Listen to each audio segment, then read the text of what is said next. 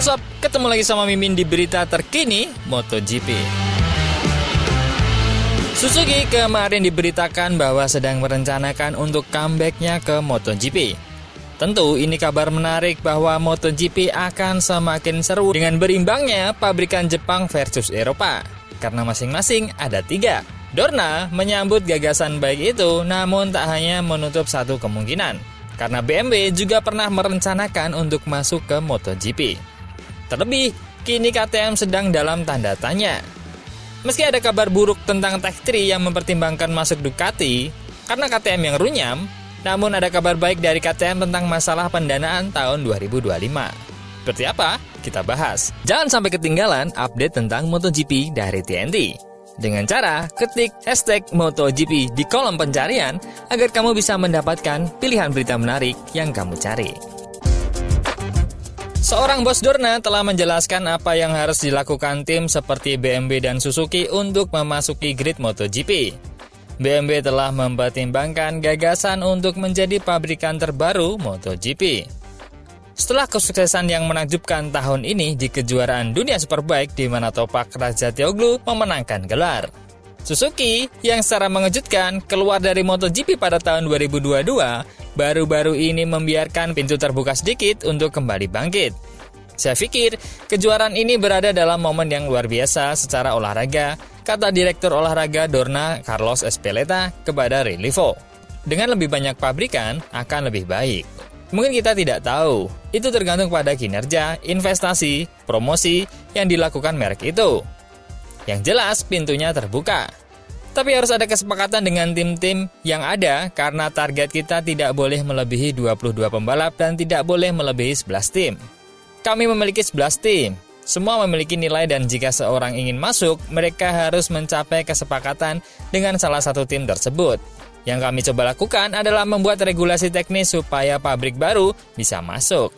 Katakanlah, investasi yang wajar dan nantinya akan berdampak pada bisnisnya. Itu yang sedang kami coba lakukan. Perubahan besar pada tahun 2025 adalah berkurangnya jumlah Ducati di grid. Ducati, yang telah mendominasi MotoGP selama 2 tahun, akan berganti dari 8 motor menjadi 6, dan dari 4 motor pabrikan menjadi 3. Yamaha telah merekrut tim satelit pramak dari Ducati. Sehingga jumlah mereka akan berlipat ganda dari 2 menjadi 4. Dorna selalu berupaya sebagai filosofi olahraga dan regulasi teknis untuk mencapai kesetaraan. Tahun ini, kita menyaksikan adanya perubahan dengan Jorge sebagai juara.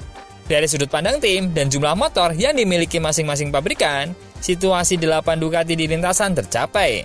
Semata-mata karena tim swasta yang merupakan tim yang bersaing dan ingin memiliki yang terbaik dengan harga dan pasar bebas telah menyebabkan hal itu.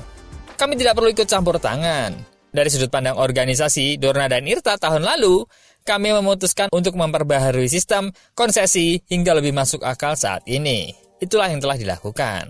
So, meskipun nanti Suzuki atau BMW masuk, Dorna membeli jalan masuk melalui tim satelit. Hal ini, selain untuk mempermudah pabrikan untuk bisa langsung siap sedari awal, juga untuk proteksi bahwa jumlah peserta di grid akan tetap meskipun tim itu suatu saat keluar dari MotoGP. Maka, tim yang ada bisa beralih ke tim pabrikan lain dengan mempertahankan jumlah tetap 11 tim. Jika melihat kesempatan itu, tentu menarik. Karena ada tim Ducati yang masih memiliki jumlah tim swasta terbanyak. Dalam artian, masih sisa 1 slot untuk tim baru. Dan atau bahkan bisa menjadi 2 slot jika tim satelit lain seperti Tech3 yang tim induknya sedang dilanda masalah finansial ingin berlabuh ke tim lain. Nah, sehubungan dengan kabar itu, tim Tech3 tercium sedang mempertimbangkan untuk bergabung dengan Ducati. Karena kondisi KTM yang sedang tak baik-baik saja. Dan ternyata berpengaruh ke divisi balap MotoGP. Tim Tech3 dilaporkan sedang mempertimbangkan untuk menukar kerjasama mereka kepada Ducati untuk MotoGP 2025. Langkah ini muncul setelah isu keuangan yang dihadapi oleh KTM. Tech3 yang kini menjadi bagian daripada struktur KTM telah menunjukkan prestasi luar biasa dalam beberapa musim terakhirnya. Terlebih musim kemarin melalui Pedro Acosta yang berhasil podium berkali-kali meskipun crash juga berkali-kali. Walaupun KTM sukses mencatatkan beberapa kemenangan, beban kos pengembangan teknologi dilaporkan memberi tekanan besar kepada keuangan mereka. Kerjasama Ducati dilihat sebagai peluang besar untuk Tech3 dalam menghasilkan motor yang kompetitif. Musim 2023 dan 2024 menyaksikan dominasi Ducati di MotoGP dengan pasukan satelit mereka juga mencatatkan hasil yang cemerlang. Jika perpindahan ini berlaku, ia berpotensi mengubah landscape MotoGP. Menambah lebih banyak persaingan sengit antara pasukan Ducati dan Ducati kembali memiliki 8 motor di grid. Bagaimanapun, keputusan diperkirakan akan diumumkan awal tahun 2025. Wah, makin seru nih 2025. Namun, meskipun ada kabar seperti itu dari media Hot Wheels, KTM ada di jalur optimis untuk masalahnya saat ini. KTM AG dan 2 anak perusahaannya mengajukan gugatan kepailitan seminggu yang lalu. Namun situasi ini tak berarti pabrikan itu akan meninggalkan MotoGP. Setidaknya untuk saat ini. Salah satu pembalapnya untuk tahun 2025, Maverick Vinales, dilaporkan telah membeli saham di perusahaan tersebut. Heinz Kinnegartner, konsultan balap KTM, mengatakan kepada Speedweek.com bahwa ada sinyal positif dari keempat pembalap yang menjadi bagian dari proyek tersebut. Khususnya menyoroti pembalap Tech3 asal Spanyol. Ada tanda-tanda yang sangat menggembirakan selama masa-masa sulit ini. Ada dukungan penuh dari bintang-bintang kita yang juga terdampak. Contohnya adalah Maverick Vinales yang memiliki kepercayaan diri penuh. Dia bahkan baru-baru ini membeli saham di KTM. Divisi balap KTM beroperasi secara independen dan tidak secara langsung terdampak oleh utang besar KTM AG, KTM FNH, dan juga KTM Komponen. Balapan dianggap penting bagi citra dan pemasaran pabrik Austria tersebut.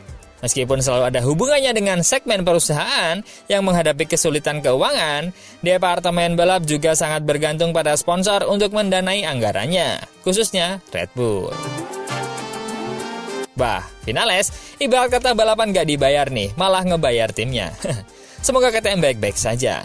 Tapi kalau melihat beritanya begini-begini terus, mengerikan juga gak sih? Karena mungkin BMW dan Suzuki belum akan join di waktu dekat ini. Menurut teman-teman gimana? Coba komen.